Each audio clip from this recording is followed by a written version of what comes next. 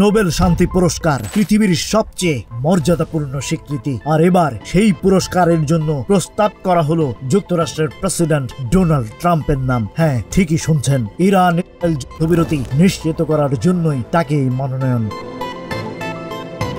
মার্কিন কংগ্রেসের প্রতিনিধি বডি কার্টার সরাসরি একটি চিঠি পাঠিয়েছেন নরওয়েজিয়ান নোবেল কমিটিতে। তিনি লিখেছেন, ইসরায়েল ইরানের মধ্যকার সশস্ত্র সংঘাত থামাতে ট্রাম্পের ভূমিকা ছিল ঐতিহাসিক। এমনকি ইরানের মতো একটি সন্ত্রাসের পৃষ্ঠপোষক রাষ্ট্রকে পারমাণবিক অস্ত্র থেকে বিরত রাখা, এটা ছিল ট্রাম্পের সবচেয়ে বড় কূটনৈতিক জয়।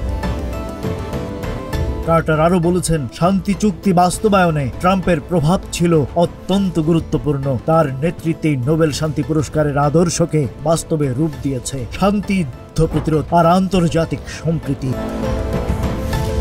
কিন্তু ঠিক 2 দিন আগেই সেই ট্রাম্পই ইরানের 3টি পারমাণবিক স্থাপনায় মার্কিন হামলার নির্দেশ দিয়েছিলেন। তারপর আবার বিরতির ঘোষণা দেন এবং সেই সংঘাতকে তিনি নাম দিয়েছিলেন 12 দিনের যুদ্ধ। কূটনীতির এই নাটকীয় বাঁকেই হয়তো তৈরি হয়েছে তার নোবেল মনোনয়নের পটভূমি।